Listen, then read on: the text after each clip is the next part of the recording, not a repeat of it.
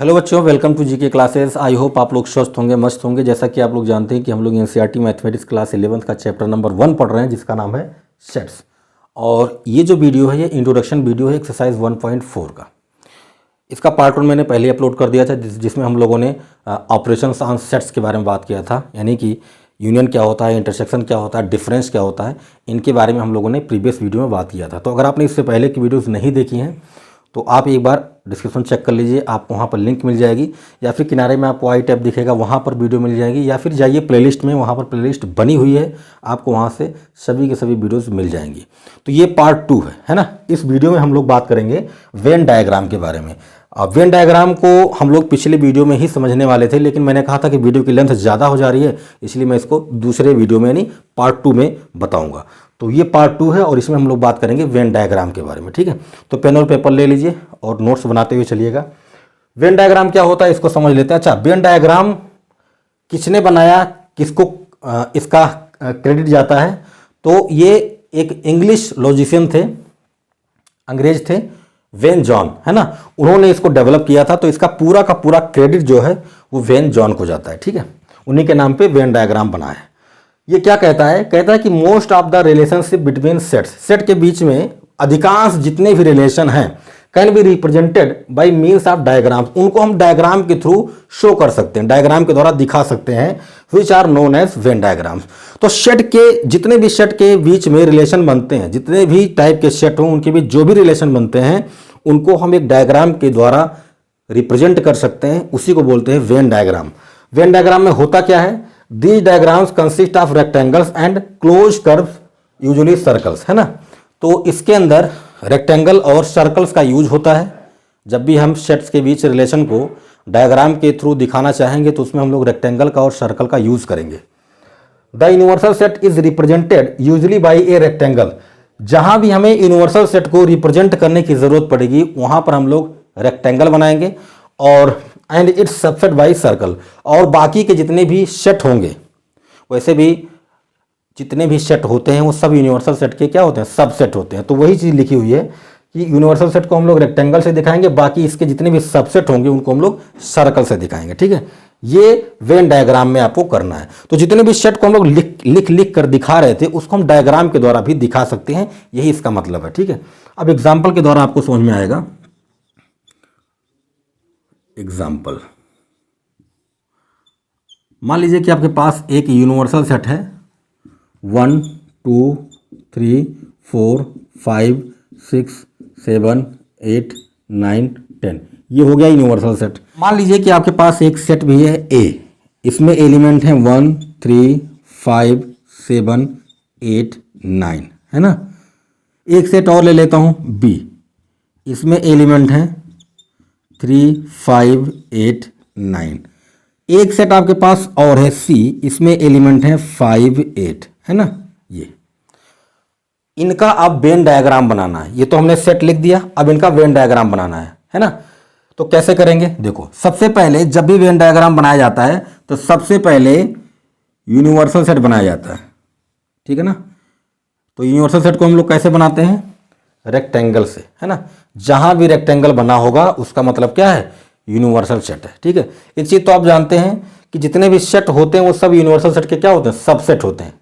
कहने का कुल मतलब यह है कि ए हो, बी हो, सी हो, है ना, या आगे डी भी हो सकता है, ई भी हो सकता है। जितने भी सेट होंगे वो सब कहां से निकल के आए हैं? यू से निकल के आए हैं। यही के एलिमेंट यूज करके हम लोग अलग अलग सेट बनाए हुए हैं। मतलब ये सब के सब किसके अंदर होंगे? ये सब के सब इसके अंदर होंगे, है ना।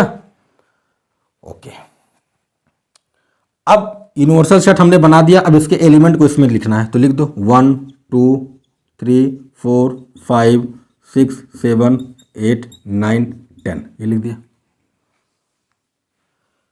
ये आपका यूनिवर्सल सेट था और ये उसका क्या है? Venn diagram. तो चाहे ऐसे लिखें चाहे ऐसे बनाएं, दोनों का मतलब एक ही होता है, यानी हमने इसका क्या किया? वेन डायग्राम बना दिया, ठीक है। ओके, यू को तो दिखा दिया, अब बारी है ए की। तो जैसा कि ये कहता है कि यूनिवर्सल सेट को आप रेक्टेंगल से बनाएंगे, बाकी इसके सबसेट जो होंगे वो किससे बनेंगे? सर्कल से बनेंगे। तो अब सर्कल बनाते हैं, ठीक है। अब बारी है सेट ए की।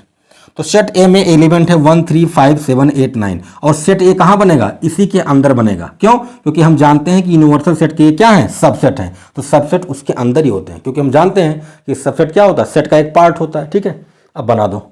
तो एक बार इनको एलिमेंट को हटाता हूं, है ना, क्योंकि अब ढंग से बनाना पड़ेगा ना, सबको बनाना पड़ेगा। सेट ए को दिखाते हैं, ये आपका सेट ए हो गया। ठीक है ना। सेट ए में कौन कौन से एलिमेंट है, 1 3 5 7 1 3 5 7 8 9, ये है, ये हो गया सेट ए में। बाकी के एलिमेंट बच रहे हैं, जैसे 2 हो गया आपका, 4 हो गया आपका, 6 हो गया आपका, 10 हो गया आपका, है ना। तो ये सब कहाँ है, ये सब तो यूनिवर्सल सेट में है ही। जितने सेट ए में थे उनको हमने अलग से बना लिया, है ना। अब ध्यान से देखें तो ये जितने भी एलिमेंट हैं 1 3 5 7 8 9 2 4 6 10, ये सब के सब यूनिवर्सल सेट में हैं। इनमें से कुछ एलिमेंट ऐसे हैं जो सेट ए में है, तो उनको हमने अलग से ए में कर दिया। बाकी सारे के सारे एलिमेंट कहाँ पे हैं, रेक्टेंगल में, यानी कि यूनिवर्सल सेट में है। तो ये सर्कल भी आपका किस में है, यूनिवर्सल में है ना, यानी कि रेक्टेंगल में है। तो जो सेट होते हैं वो सब ऑलरेडी रेक्टेंगल के अंदर बनेंगे, है ना, वो सब यूनिवर्सल सेट के अंदर होंगे।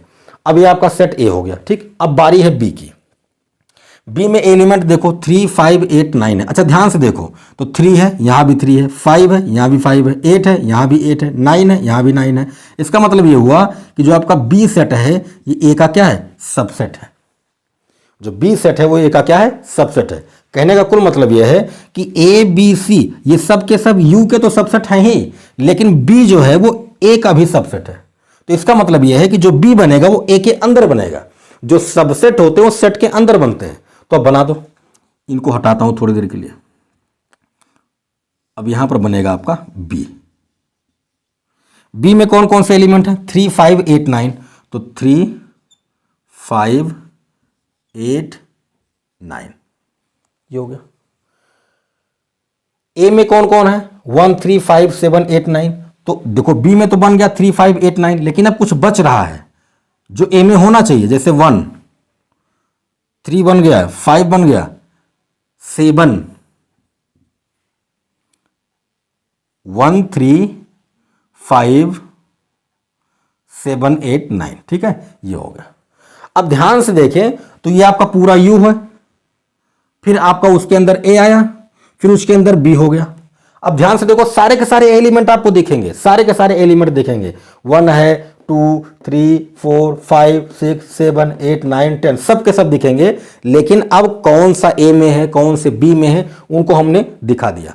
अब एक बच रहा है सी आपका। सी को ध्यान से देखो, सी में 5 है, बी में भी 5 है, 8 है, बी में भी 8 है। इसका मतलब सी जो है वो क्या है, वो बी का सबसेट है। और सी ऑलरेडी ए का भी सबसेट होगा क्योंकि इसमें भी 5 8 है ना। तो इसका मतलब यह है कि जो आपका सी बनेगा वो ए और बी के अंदर बनेगा, है ना।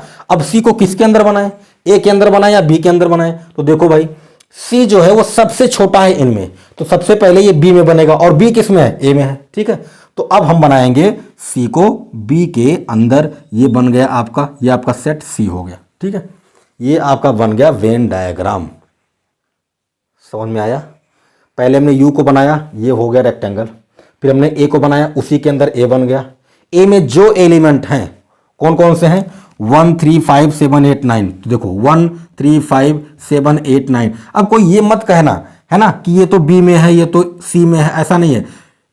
ये एलिमेंट सी में है, ये एलिमेंट बी में है, लेकिन बी और सी ऑलरेडी किस में है, ए में है। तो जो एलिमेंट बी और सी में होंगे वो ए में होंगे ही होंगे। तो इस तरह से हम लोग यूनिवर्सल सेट को बनाते हैं, ठीक है। अभी मैं कुछ और एग्जांपल लूंगा, आपको सब क्लियर हो जाएगा कि यूनिवर्सल सेट कैसे बनता है, ठीक है।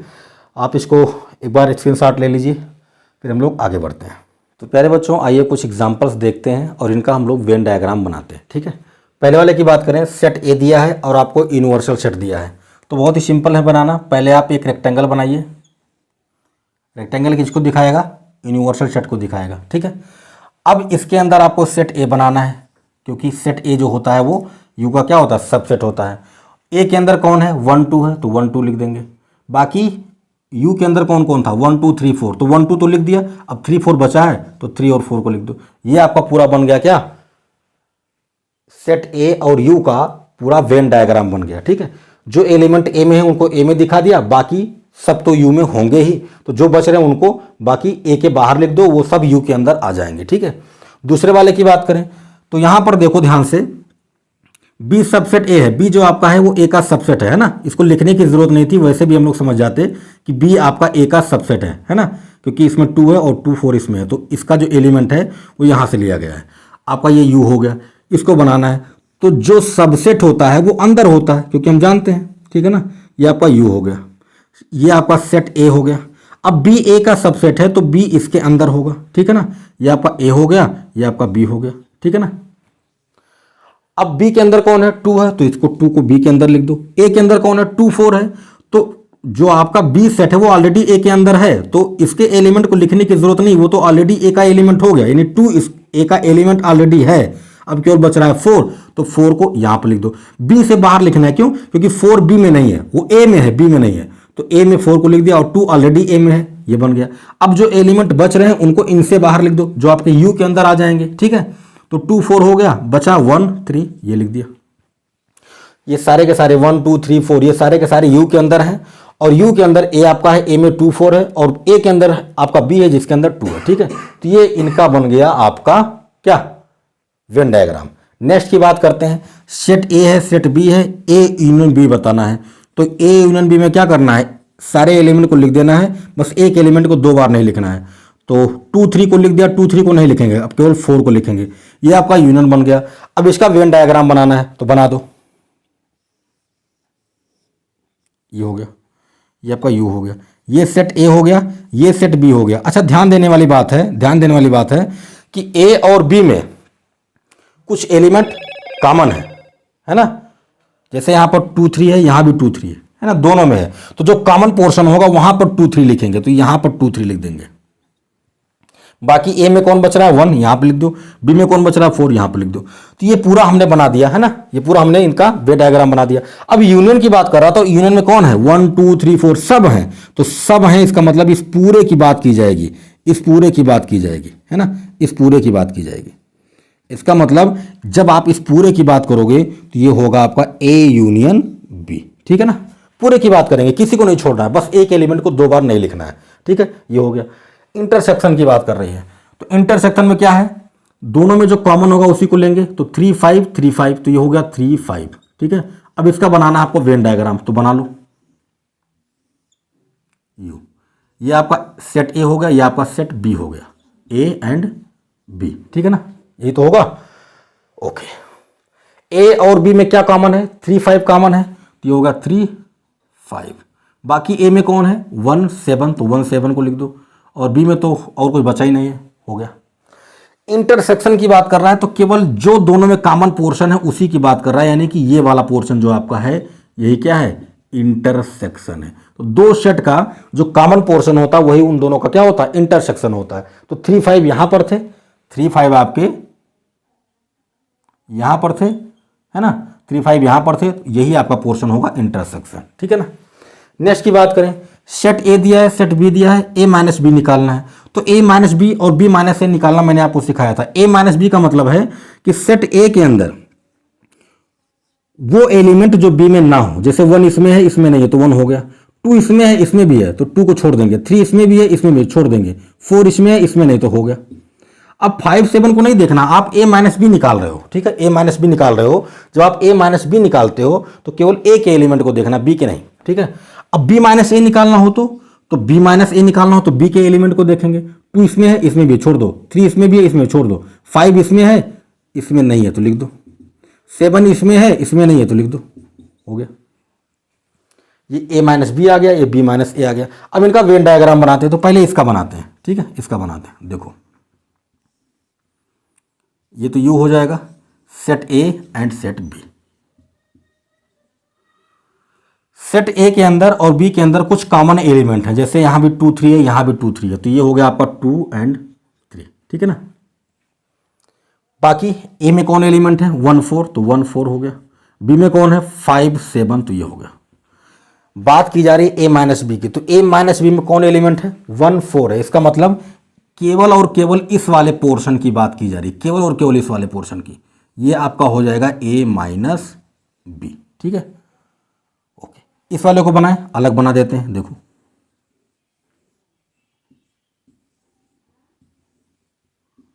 a हो गया, b हो गया।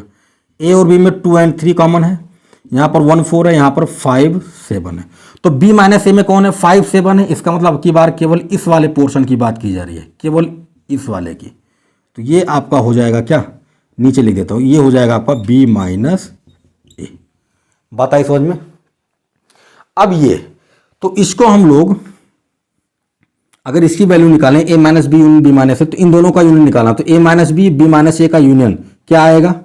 1 4 5 7, यही तो आएगा। और इसको हम लोग कुछ इस तरह से भी शो करते हैं, ऐसे। इसको पूरे को ना लिख के केवल इतना लिखा रहेगा तो भी आप समझ जाइएगा कि इसका मतलब यही है।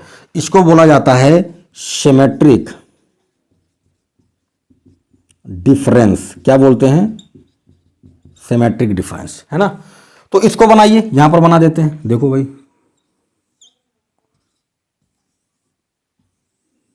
ये ए हो गया, ये बी हो गया। ठीक है, तो ए और बी में कुछ कॉमन था 2 3, ये हो गया 1 4, ये हो गया 5 7। अब a minus B union b minus A में कौन कौन है? 1 4 5 7, है ना। इसका मतलब कि इस वाले पोर्शन की बात की जा रही है और साथ ही साथ इस वाले पोर्शन की भी बात की जा रही है ना।